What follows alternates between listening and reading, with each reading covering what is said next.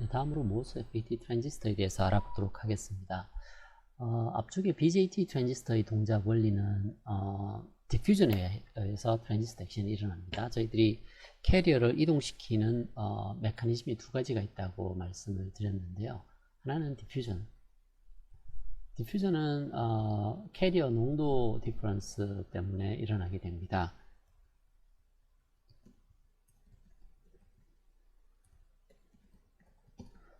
농도가 높은 쪽에서 농도가 낮은 쪽으로 확산돼서 나가는 현상을 나타내고요. 다른 하나는 드리프트입니다. 드리프트는 일렉트릭 필드 때문에 일어나게 됩니다. 저희들이 전압을 걸어주게 되면 전위가 높은 데서 전위가 낮은 쪽으로 전하가 이동하게 되는데요. 일렉트론 입장에서는 일렉트론은 전압이 낮은 데서 전압이 높은 데로 이동을 합니다. 그래서 일렉트론하고 홀이 반대 방향으로 움직이는데요. 일렉트론은 마이너스 전하에서 플러스 전압 쪽으로 이동을 하게 됩니다. 홀은 반대 방향으로 움직이겠죠. 그래서 이렇게 움직이는 힘을 저희들이 드리프트라고 합니다. 그래서 트랜지스터는 디퓨전을 이용하나 드리프트를 이용하는데요. 디퓨전을 이용한 트랜지스터가 BJT입니다. 그래서 정션에 이제 캐리어 농도가 서로 다른 정션들을 붙여서 배리어를 조정함으로써 저희들이 트랜지스터 액션을 일으켰거든요. 근데 이제 MOSFET인 경우에는 드리프트를 이용합니다. 그래서 필드 이펙트 트랜지스터, 이 FET가 필드 이펙트 트랜지스터의 약자입니다. MO는 메탈 옥사이드의 약자고요.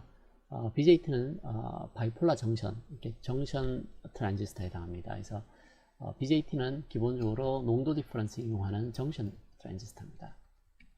자, 저희들이 BJT에 대해서 알아봤었고요. 이제 MOSFET에 대해서 알아보려고 합니다. MOSFET에서는 터미널이 소스, 게이트, 드레인 이렇게 형성이 되어 있습니다. 보여드리는 트랜지스터는 N채널 트랜지스터에 해당합니다. N채널은 소스가 N타입 트랜지스터로 되어 있고요.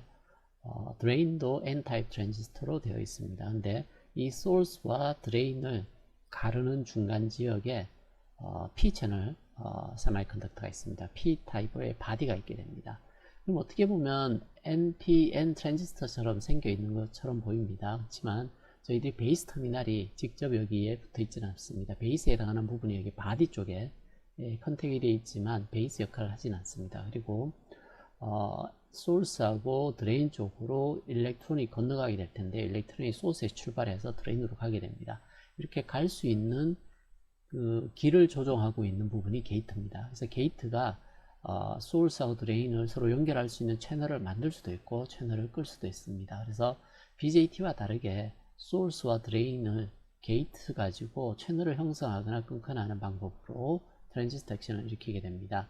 트랜지스터의 기본적인 용어를 보면 터미널은 소스, 게이트, 드레인, 그리고 여기 트랜지스터가 형성되어 있는 substrate 부분 우리가 바디 터미널이라고 얘기합니다. 그래서 소스, 게이트, 드레인, 바디 터미널, 4터미널 디바이스로 기술이 되고 있고요. 그리고 트랜지스터의 크기를 얘기를 할 때는 이 width를 얘기합니다. 이 폭이 얼마냐, 여기가 트랜지스터의 크기를 나타냅니다. 그리고 소스에서 드레인으로 일렉트론이 건너가야 하는 채널의 길이, 이걸 저희들이 채널 랭스 L이라고 얘기합니다. 그래서 채널 랭스 L, 트랜지스터 사이즈 width W, 그리고 터미널은 소스, 게이트, 드레인, 바디 4개로 되어 있고요. N채널인 경우에는 일렉트론이 소스에서 드레인으로 건너가는 구조이고요. 나중에 P채널을 보시면 P로 되어 있어서 홀이 소스에서 드레인으로 건너가게 되는 구조도 있습니다. 그래서 MOSFET의 기본 구조를 살펴봤는데 여기에 중요한 부분이 게이트입니다. 게이트가 소스와 드레인 사이에 채널을 형성하는 역할을 하게 되는데요. 게이트의 구조는 위에 게이트 터미널이 있고요. 그리고 아래쪽에 바디에 해당하는 P타입 substrate가 있습니다. 이 게이트와 바디 사이에 다이렉트릭이 끼어 있는데 이 다이렉트릭이 보통 실리콘 다이옥사이드를 씁니다. 실리콘 다이옥사이드 유전체를 끼워놨기 때문에 게이트와 이 채널, 여기 이제 그 채널 영역하고 게이트 사이에는 캐패시터 구조로 생겨 있습니다. MOSFET 트랜지스터 액션을 좀 더 잘 이해하기 위해서 트랜지스터 캐패시터에 대해서 한번 알아보겠습니다.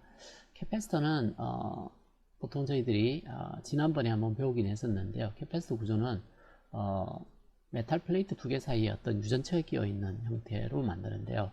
심볼은 이와 같이 나타냅니다. 그리고 실제 만들 때는 위에 메탈 플레이트가 있고요. 메탈 플레이트의 면적이 A라고 적혀 있습니다. 그래서 이 A는 면적을 나타냅니다. 그리고 아래쪽에도 메탈 플레이트가 있고요. 그 사이에 여기에 다이렉트릭이 끼어져 있습니다. 다이렉트릭이 유전체로 구성이 되어 있는데요. 이 유전체의 유전율을 퍼머티비티라고 얘기합니다. 여기에서 이 패럴 플레이트의 메탈 블락이 저장할 수 있는 전하량이 캐패시턴스 곱하기 걸린 전압으로 표시가 되는데요. 이 캐패시턴스는 면적에 비례하게 될 겁니다. 직관적으로 생각하면 위의 면적이 클수록 캐패시턴스는 커집니다. 그래서 캐패시턴스는 이 조건을 만족하게 될 겁니다. 그래서 여기 이 구조의 캐패시턴스는 면적에 크게 비례하고요. 이 간격이 좁을수록 더 많은 전하를 저장을 할 수 있습니다. 그래서 두께, 여긴 T는 유전체의 두께를 얘기합니다. 이게 노란색으로 표시되어 있는 부분이 유전체인데요. 유전체의 두께가 얇을수록 그리고 면적이 넓을수록 캐패시턴스는 커집니다. 그래서 이 비례상수를 우리가 유전율이라고 얘기합니다. 퍼미티비티인데요. 캐패시터의 단위는 페럿이기 때문에 에어리어는 메타제곱, thickness는 메타. 그래서 여기 단위가 메타 단위가 남기 때문에 퍼미티비티의 단위는 페럿퍼메타 단위를 가지고 있어야 됩니다. 그래서 유전율의 단위는 페럿퍼메타 단위를 가지고 있습니다. 이렇게 생겨 있는 메탈 플레이트가 전하를 저장하는데요. 저장되는 전하량은 앞서 말씀드린 것처럼 캐패시터의 터미널 특성이 저장되어 있는 전하량은 전압에 비례하는데요. 그 비례상수가 이 캐패시턴스라고 말씀을 드렸습니다. 그래서 VC라는 전압이 캐패시터 양쪽 터미널에 인가가 되게 되면 이 캐패시터에 저장되어 있는 전압은 QC는 C 곱하기 VC 형태로 주어지게 됩니다.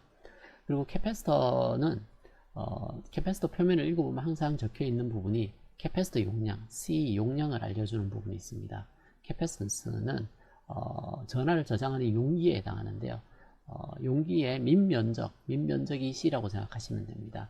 이 민면적에서 전하가 차올라서 VC 높이까지 차올랐다 하면 이때 저장되어 있는 전하량은 이렇게 주어집니다. 이게 저희들이 여기서 살펴본 식에 해당합니다. 시뮬레리티를 보는 거거든요. 이 캐패시터는 전하를 저장을 합니다. 이게 붉게 표시된 게 전하라고 생각하시면 이 전하량은 민면적 곱하기 높이에 해당하겠죠. 그리고 캐패시터는 항상 저장할 수 있는 최대 용량이 있습니다. 그래서 캐패시터가 저장할 수 있는 최대 용량이 내압이라고 하거든요. 이걸 내압이라고 생각하시면 됩니다. 캐패시터에 인가할 수 있는 최대 전압. 그래서 이게 내압인데요. 이 내압에다가 캐패시터 용량을 곱하면 캐패시터가 저장할 수 있는 최대 전하량이 나옵니다. 이 양보다 더 많은 전압을 걸게 되면 캐패시터가 데미지를 입을 수가 있습니다. 그래서 캐패시터의 기본 구조는 메탈 플레이트와 다이렉틱과 메탈 구조로 생겨 있다고 제가 말씀을 드렸고요. 그 내용이 여기 게이트를 보시면 위에 전극이 있고 아래쪽에 바디 전극이 있고요. 그 사이에 실리콘 다이옥사이드 전연층이 있습니다. 유전체가요. 그래서 이게 그 게이트는 기본적으로 캐패시터 구조를 가지고 있습니다. 이 캐패시터 구조를 이용을 해서 채널을 제어하게 되어 있습니다. 모스FET의 동작을 이해하기 위해서 캐패시터가 어떻게 생겨 있는지에 대해서 알아봤고요. 또 한 가지가 일렉트릭 필드에 대한 개념을 좀 알고 있어야 되는데요. 제가 참고할 만한 유튜브 자료를 여기에 올려뒀습니다. 같은 극성일 때는 서로 밀어내고요. 서로 다른 극성일 때는 서로 당기는데요.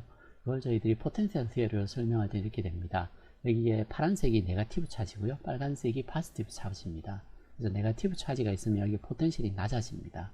그래서 이 포텐셜이 낮아진다는 얘기는 포지티브 차지 입장에서 이게 낮아집니다. 그래서 포지티브 차지가 굴러 떨어지게 됩니다. 높은 데서 낮은 데로 움직이게 되죠. 이걸 드리프트 현상입니다.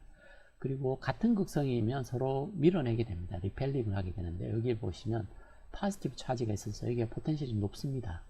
그래서 포지티브 차지들이 여기서 굴러 떨어지게 되죠. 그래서 끌어들일 수도 있고 밀어낼 수도 있습니다. 근데 지금 저희들이 그 N채널 트랜지스터를 볼 때는 일렉트론에 대한 포텐셜 에너지를 찾아야 됩니다. 일렉트론에 대한 포텐셜 에너지를 찾으려면 여기를 뒤집어야 됩니다. 그래서 뒤집으면 이런 모양이 됩니다. 여기가 전압이 높은 데인데요. 일렉트론들은 전압이 높은 데를 좋아합니다. 그래서 일렉트론이 있으면 여기로 굴러떨어집니다. 이 이야기는 전압이 높은 데가 일렉트론 입장에서는 에너지가 낮은 데예요. 그래서 에너지가 낮은 데로 굴러떨어지게 됩니다. 그래서 전압이 낮은 데가 포텐셜이 높고요. 전압이 높은 데가 전자 입장에서는 위치 에너지가 낮은 쪽에 해당합니다. 그래서 이렇게 굴러떨어져서 드리프트를 하게 됩니다. 그래서 여기 동영상을 한번 참조해서 한번 전하들이 이 일렉트릭 포텐셜에서 어떻게 움직이는지 한번 생각을 해보시고요. 전자 입장에서 볼 때랑 홀 입장에서 볼 때 반대로 움직입니다. 그래서 포지티브 차지 입장에서의 위치 에너지와 네거티브 차지 입장에서 위치 에너지는 서로 여기 업사이드 다운이라 뒤집어야 됩니다. 그래서 전압이 높을수록 일렉트론이 가기가 편한 자리가 되게 됩니다. 그래서 여기 화살표 있듯이 포지티브 차지가 있는 쪽이 일렉트론 에너지는 낮은 쪽에 해당합니다. 그래서 일렉트론이 굴러떨어지기가 쉬워집니다. 그래서 에너지에 대한 이야기였고요. 여기 오른쪽에 그림을 보시면 거리 L이 떨어져 있는 사이에 여기 한쪽에 전압을 V0만큼 인가를 했습니다. 그러면 이 파티클이 이동을 할 겁니다. 이렇게 이동을 할 텐데 이 이동하는 속도를 어떻게 결정하는지 한번 볼게요. 이 이동하는 속도는 어디에 비례하느냐 하면 이 거리가 짧을수록 더 스티프해집니다. 다시 말해서 이 L이 짧아지면 이렇게 되니까 더 가파르게 되죠. 그래서 이 기울기, 가파르게 되면 더 빨리 움직이게 됩니다. 그래서 높이 차이하고 여기에 길이에 비례해서 여기 드리프트 벨로시티, 여기 VD를 드리프트 벨로시티라고 하겠습니다. 이렇게 비례할 겁니다. 그래서 길이가 짧아지거나 여기가 높아지거나 여기가 짧아지면 이동하는 속도가 빨라지게 됩니다. 그래서 이걸 저희들이 일렉트릭 필드라고 얘기합니다.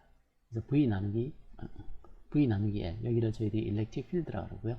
이 비례상수를 우리가 모멘텀이라고 합니다. 모빌리티라고 합니다. 그래서 드리프트 벨로시티는 뮤 하고 일렉트릭 필드 곱으로 주어진다고 보통 얘기합니다. 이게 일렉트릭 필드가 지금 여기 있는 이 값에 해당하게 됩니다. 그래서 일렉트릭 필드의 단위는 볼트 퍼 메타의 단위를 가지고 있습니다. 제가 말씀드렸듯이 일렉트릭 필드가 볼트 퍼 메타의 단위를 가지고 있다고 말씀을 드렸는데요. 원래 일렉트릭 필드는 단위 전하당 작용하고 있는 힘입니다. 그래서 얘하고 동일한 단위가 뭐냐면 뉴턴 퍼 쿨롬 이거든요. 그래서 일렉트릭 필드를 정의할 때 저희들이 force per charge 이렇게 정의를 합니다. 그래서 뉴턴 퍼 쿨롬이 일렉트릭 필드의 정의입니다. 단위 전하당 작용하고 있는 힘, 이게 일렉트릭 필드인데요. 실제로는 단위 길이당 걸려있는 전압으로 이야기를 해도 됩니다. 그건 어떻게 환산할 수 있느냐면 분자 분모에 다 길이를 곱합니다. 메타를. 여기도 메타를 곱해볼게요. 그러면 디멘전 어널리시스에서 여기가 뭐가 되느냐면 줄이 됩니다. 뉴턴 메타는 힘 곱하기 길이를 하게 되면 줄 단위가 되고요. 뒤에다 적죠. 줄 퍼 쿨롬 그리고 남는 게 메타 이렇게 남아있죠. 그죠? 이게 줄 퍼 쿨롬의 단위가 뭐냐면 볼트입니다. 이게 여기 볼트가 되죠. 여기 전압, 이 전압입니다. 그래서 뉴턴 퍼 쿨롬이 볼트 퍼 메타하고 동일한 단위를 가지고 있는 것을 볼 수가 있습니다. 그래서 저희들이 볼트 퍼 메타라고도 하고요. 뉴턴 퍼 쿨롬으로 해도 됩니다. 그래서 볼트 퍼 메타라고 읽고 뉴턴 퍼 쿨롬으로 읽어도 됩니다. 그래서 일렉트릭 필드의 단위가 볼트 퍼 메타로 주어지고 차지의 드리프트 벨로시티는 이동 속도 어디에 비례하느냐 하면 일렉트릭 필드에 비례합니다. 일렉트릭 필드는 걸린 전압을 길이로 나누면 일렉트릭 필드가 되는데 이 비례 상수를 우리가 모빌리티라고 합니다. 그래서 여기까지 내용을 이해하고 나서 FET의 동작을 살펴보도록 하겠습니다.